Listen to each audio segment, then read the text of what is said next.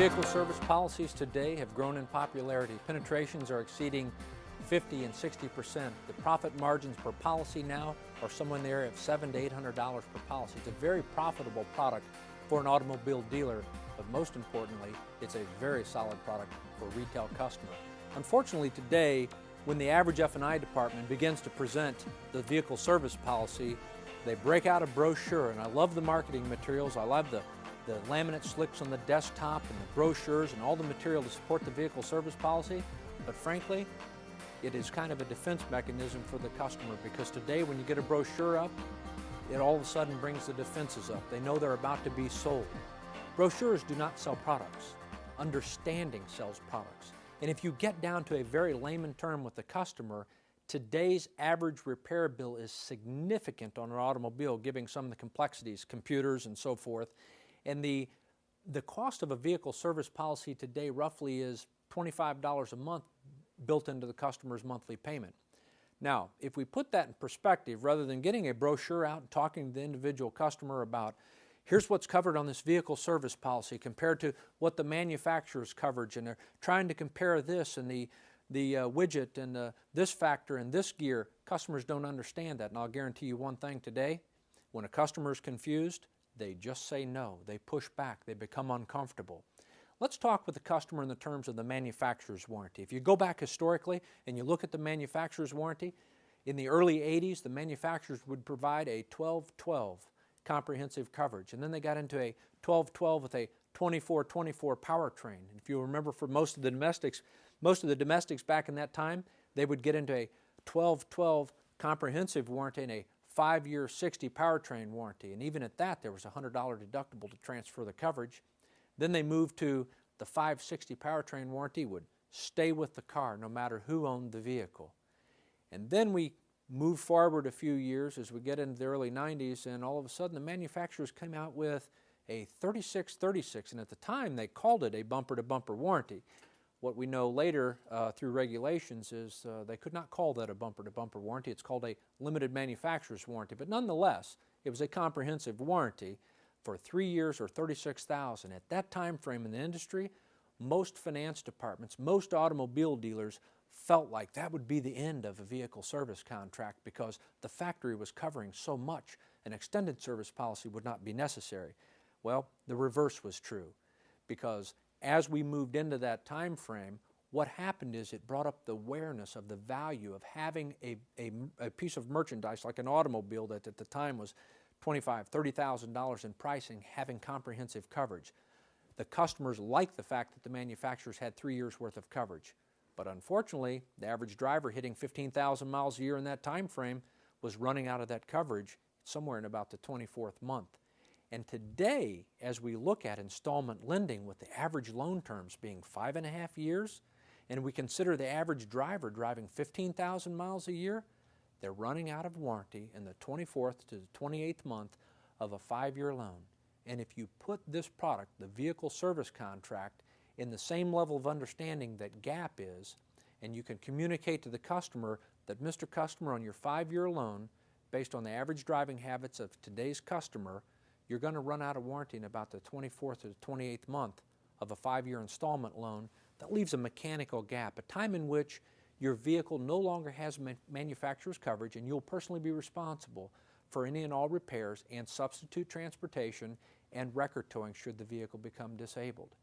That puts in perspective for the customer what the real liability is. And if you consider the fact that at $1,500, the service policy is going to affect the customer's payments somewhere in the area of $23 to $25 a month, without getting a brochure out today, I can tell the customer, here's what your exposure is based on the average driving habits, and for $23 to $25 a month, we can provide you with a fixed maintenance savings account.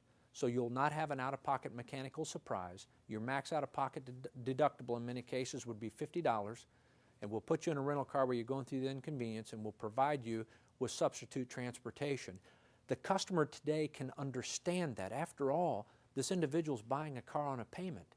And that service policy, while it's not a part of the base payment because the car itself and the base payment for the car itself stand alone, but this product by itself stands alone in value, and the payment that is added to the base payment, $23, $25 a month, is very easily understood by the customer if they know what their exposures are. In fact, if you put this in perspective, the vehicle service contract today is about 30% of 5 years worth of physical damage insurance. What that means is the average driver today is spending somewhere in the area of $1,000 to $1,200 a year for physical damage insurance.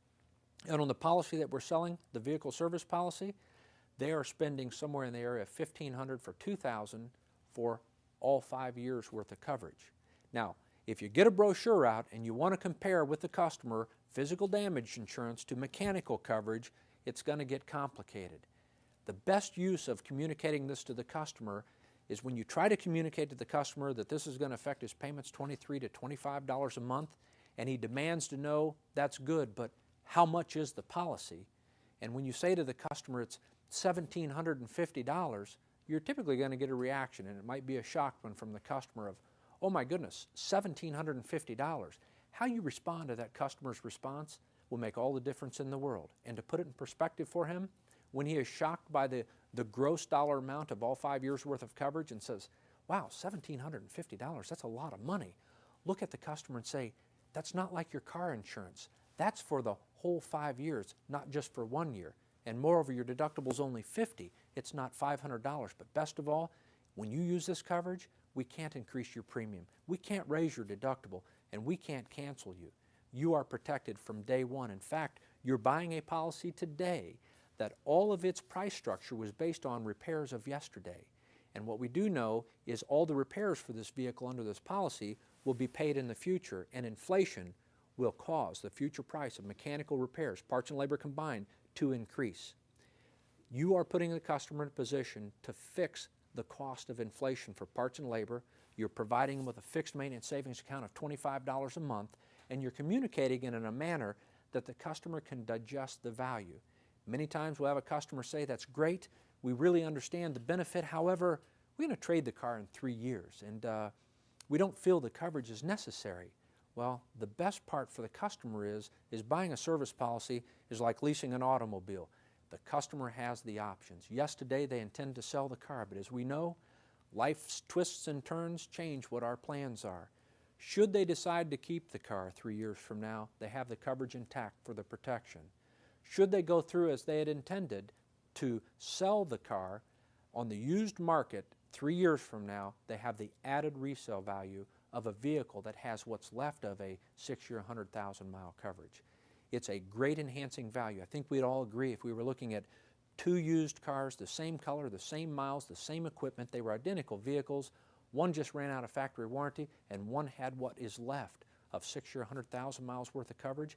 I think we clearly all know that we would buy the one that has what's left of 6-year, 100,000-mile coverage. The question is, how much more would we pay for the vehicle?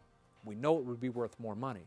So today we know it has enhancing value, and the customer receives that benefit 3 years from now if they go to sell the car.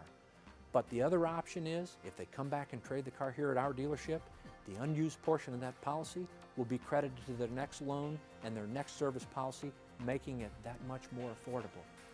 The service policy will never be cheaper than it is today.